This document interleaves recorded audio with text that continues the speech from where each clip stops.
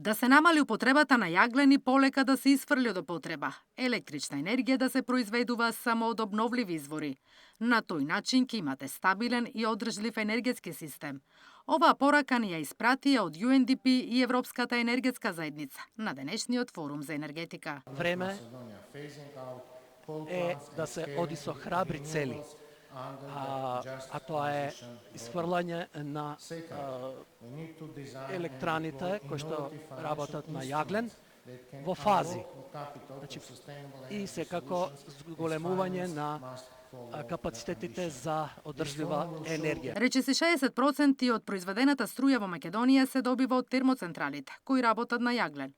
Во првичната енергетска стратегија беше предвидено рек Битола и рек Осломи да се затворат до 2025-та, но потоа рокот се пролонгира до 2030 година. In 2024 only, carbon intensity fell by average in the region by 11%. This is unprecedented development. While renewable capacity, other than the huge hydro renewable capacity, expanded by more than 50% between 2020 and 2024. These are the figures you cannot discuss with. These are the facts. And we should be very proud of that. Реформите мора да се спроведат, затоа што зависноста од еден извор или снабдувач представува ризик. Потребни се одржливи и сигурни енергетски решенија, порача министерката за енергетика Божиновска.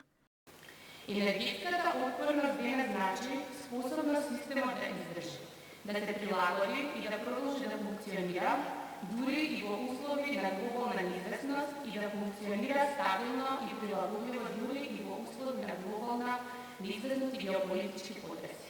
Премиерот Мицкоски вели дека енергетиката е високо поставена на агендата, како национален приоритет и државна стратегија. Затоа цврсто стојат зад реформите кои предстојат. Енергетската транзиција изгледаше недостижна, скапа, бавна, но ние правиме возможно.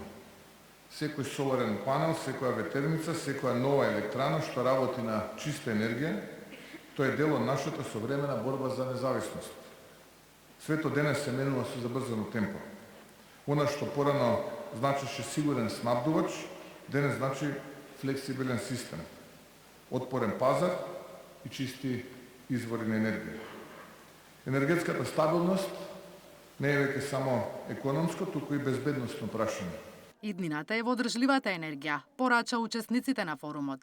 Затоа треба да се забрза процесот кон зелена транзиција и декарбонизација.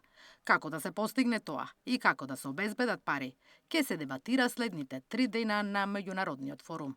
Наташа Мерсовска, Сител телевизија.